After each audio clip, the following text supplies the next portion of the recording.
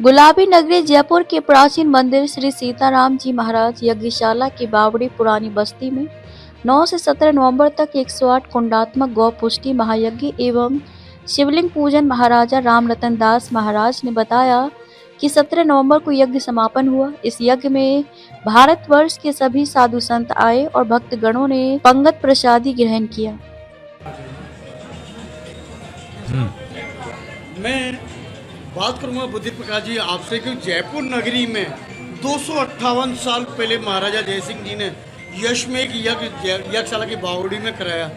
आप जयपुर की पब्लिक को क्या संदेश देना चाहेंगे इसके? मैं सब लोगों को ये कहना चाहूँगा, सब लोग सौहार्दपूर्ण वातावरण में रहें, आपस में भाईचारे से रहें, छोटे बड़े का भेदभाव मिटावें और कमज़ोर की सेवा करें, उसका उत्थान करने का प्रयास करें। निर्धन बच्चों को काम या रोजगार सिखाएं, विधवा स्त्रियों के लिए पुनरुत्थान की कार्रवाई करें और बालिकाओं को शिक्षा दिलवाएं। इस पर पूरा जोर दिया जाए, जब भी हमारे समाज का उत्थान संभव है। जो आज हमारे यज्ञ के अंदर 108 कुंडी यज्ञ हुआ, उसकी जो आज ब्रह्मांड के अंदर जो परिवर्तन हुआ उसके बारे में और क्या कहना चाहेंगे? देखिए, यज्ञ होने से वातावरण शुद्ध तो होता ही है, साथ में ही पूज्य महाराज जी ने कहा कि इससे ऑक्सीजन का स्तर जो है बढ़ता है। उसके अलावा जो अपने वायुमंडल में धूल के कण हैं और है अनियंत्रित जो बाधाएं आती है या वायु का जो प्रदूषण होता है उसका बहुत कुछ प्रभाव पड़ता है और उसको शुद्धिकरण के लिए यज्ञ का महत्व बहुत ज़्यादा है। इससे हमारी पौराणिक परंपराओं के अनुसार हमारे पूर्वज, हमारे देवता, हमारे पितृ ये सब प्रसन्न होते हैं और इस कार्य को उनको देखकर बहुत अच्छा लगता है। मैं आपसे एक बात और करूँगा कि जयपुर में जो इस समय गायों की जो दुर्दशा हो रही है, काफ़ी बार संत कहते हैं साहब गौशाला खुलवाए, वो करवाएं, तो आप गायों के बारे में क्या कहेंगे? क्योंकि ये गायों का भी यज्ञ करवाया आप। बिल्कुल सही, ये गोपुष्टि यज्ञ है, गायों की रक्षा के लिए, गायों के सम्मान के लिए। गाय हमारी माता है, ये सब नारा तो देते हैं लेकिन इसकी पालना कोई नहीं करता है। आज गायों की सबसे बड़ी दुर्दशा किसके द्वारा की जा रही है? हमारे लोगों के द्वारा की जाती है। सुबह दूध निकालते हैं, फिर उसको लट मार के भगा देते हैं। इसमें कुछ हद तक सरकार भी जिम्मेदार है। सरकार की लापरवाही कहो या भ्रष्टाचार कहो, कुछ भी कहो, जिसकी वजह से हमें रोड पर आवारा गायें, आवारा पशु देखने को मिलते हैं। उसके कारण कई बार दुर्घटनाएं भी घटित हो गई है, लेकिन सरकार की तरफ से इस पर कोई नियंत्रण नहीं है। और जो गौपालक हैं वो सिर्फ दूध के लिए गोपालन करते हैं, उनका और कोई उद्देश्य नहीं है।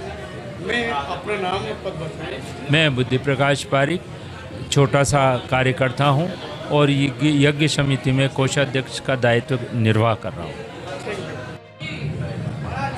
जो 258 साल पहले अपने जयपुर के अंदर जो महाराजा जय सिंह जी ने जो यज्ञ करवाया था, जो यज्ञ के बाद 2025 के अंदर हमारे यहाँ पे यज्ञ हुआ, इसके बारे में आप क्या कहना चाहेंगे? बोलिए सियावर रामचंद्र की जय, हनुमान जी महाराज की जय, बावड़ी यज्ञशाला स्थान की जय, गुरु गोविंद भगवान की जय, माता पिता की जय।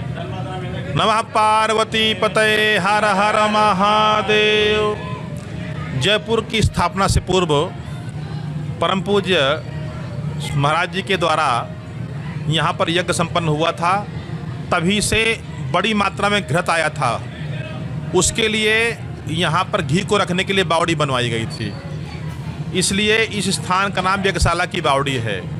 पूज्य महाराज जी के निर्देशानुसार महाराजा जय सिंह जी थे जिन्होंने जयपुर की स्थापना करी थी। इस स्थान से लेकर के और हवा महल तक जो स्थान का एरिया है, यहाँ से एक अंडरग्राउंड एक बहुत बड़ी पुरानी जो है गुफा टाइप थी, वाटर कैनाल कह सकते हैं, सुरंग जिसे कहते हैं। उस कैनाल से महाराज आकर के पूज्य महाराज जी से आशीर्वाद प्राप्त किया करते थे। इस परंपरा में अभी तक लगभग 8 महापुरुष हुए हैं, जिनमें अभी पूज्य वर्तमान में जो हैं श्री श्री 1008 महामंडलेश्वर श्री रामरतन दास जी महाराज, उनसे पूर्व हमारे बिहारी दास जी महाराज थे, बिहारी दास जी महाराज से पूर्व हमारे श्री परमेश्वर दास जी महाराज थे। ऐसी परंपरा में रही है। पूज्य महाराज जी के हाथ में स्थान का संरक्षण प्राप्त होने के बाद महाराज जी ने क्षेत्र के सभी गणमान्य लोगों से संपर्क किया। हमारे बगल में खड़े हैं हमारे बुद्धि प्रकाश जी हैं, आप कोषाध्यक्ष हैं, ऐसे आप तमाम गणमान्य लोग हैं, नवीन जी थे, वकील साहब थे, सभी लोगों से सलाह करके यहाँ पुनः एक बार एक तरह से देखा जाए तो पुनः इस स्थान की चेतना जागृत हुई और पूज्य महाराज जी पधारे। यज्ञ का बड़ा महत्व है, जीवन में प्रतिदिन यज्ञ होना चाहिए, हर घर में यज्ञ होता था लेकिन अब नहीं हो पा रहा, इसलिए ये आयोजन हुआ है। जी महाराज, हमने एक शास्त्र में हमारे पास एक लेख आया था जी, नरसिंह दास जी महाराज भी इस गद्दी के हकदार थे जी, तो जिनकी एक गद्दी आमेर रियासत के अंदर थी जी। उसके बाद जयपुर बसा तो जयपुर के अंदर लाके यज्ञशाला की बावड़ी में बसाया गया था महाराज जी को, क्या ये सत्य है? महाराज जी ये पुरानी परंपराओं को मुझे ध्यान नहीं याद, परंतु गुरु भाई थे महाराज जी 3 जो पहले बैठे हुए थे, जिनकी एक स्थान यहाँ था, ऊपर नाहरगढ़ में था, एक श्यामलदास जी की बगीची थी, और उसी परंपरा में से हमारे रेनवाल के पास इधर कालवाल रोड में जो है वहाँ पर एक स्थान है, वहाँ पर था।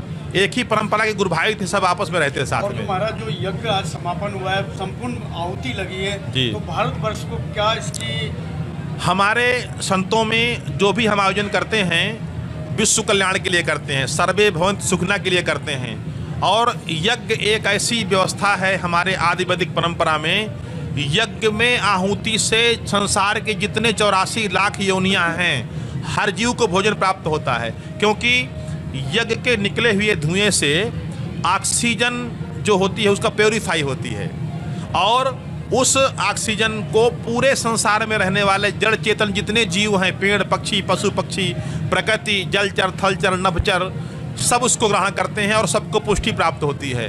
अगर कोई व्यक्ति सबको संतुष्ट करना चाहता है, सबको भोजन करना चाहता है, उसे यज्ञ करना चाहिए। क्योंकि तो महाराज आप जयपुर की पब्लिक को क्या संदेश देना चाहते हैं? हम पूरे जयपुर वासियों से, सभी सहयोगियों से, दानदाताओं से आग्रह करेंगे, जब भी ऐसे कार्य हों आपको पूरी निष्ठा के साथ, आपके पास जो हो, फूल नहीं तो पाखड़ी सही, पत्रम पुष्पम फलम त्वयं, ऐसा हमारे यहाँ परंपरा है, अर्पित करके अपने जीवन को धन्य बनाना चाहिए।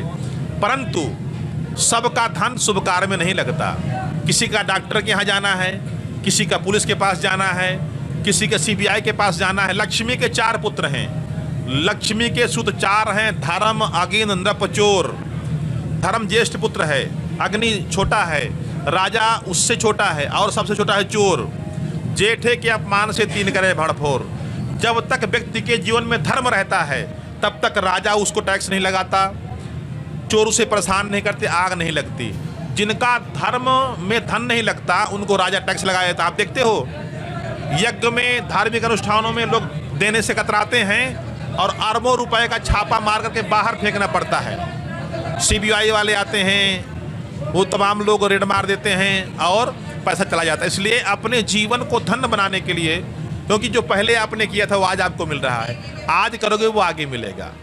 अपना नाम और बता दीजिए। मेरा दास का छोटा सा नाम है, मेरे परम पूज्य गुरुदेव भगवान हैं श्री श्री 1008 महामंडलेश्वर श्री राम शरण दास जी महाराज व्याकरणाचार्य, जिनका स्थान है राधा कृष्ण मंदिर भुंतर, जो एयरपोर्ट है कुल्लू हिमाचल प्रदेश। दास का नाम है छोटा सा राम मोहन दास रामायणी। जोगिंदर नगर के एक लदरुही नाम के स्थान में हमारा स्थान है, अन्नपूर्णा माता जी का मंदिर है। इन 9 दिनों में भारतवर्ष के अनेक तीर्थों से बड़े बड़े श्रेष्ठ महापुरुष आए हैं, जिसमें हमारे सुदामा कुटी वाले देवाचार्य जी महाराज काशी से पधारे हुए हमारे पूज्य महाराज जी, धानेश्वर धाम से शंकरदास जी महाराज, सुजानगढ़ से लोटा बाबा जी, मेरराम जी हिमाचल से आए थे, पुष्कर, यानी भारत के सभी तीर्थों से महापुरुष यहाँ पधारे। और मंच के माध्यम से हमारे श्री श्री 1008 महामंडलेश्वर बजरंग दास जी महाराज ने कथा के माध्यम से सबको आनंदित किया। और नित्य यहाँ का जो क्रम था, प्रातःकाल 9 बजे से लेकर के 8 से लेकर के और 2 बजे तक यज्ञ होता था, 2 से और 5 बजे तक कथा होती थी, सायंकाल 5 से 6 साढ़े 6 बजे तक रोज सत्संग होता था। और सब महात्माओं ने जयपुर के, पहले तो हमारी पुरानी बस्ती के सही वासियों के लिए, हमारे आसपास के एरिया के लिए, पूरे जयपुर नहीं, पूरे राजस्थान नहीं, पूरे भारत नहीं, परंतु पूरे विश्व के कल्याण के लिए हम लोग कार्य करते हैं। सर्वे भवन्तु सुखिनः, सर्वे सन्तु निरामया, सर्वे भद्राणि पश्यन्तु, मा कश्चित् दुर्भाग् भवेत्। हरि ओम। शांति ही शांति ही शांति।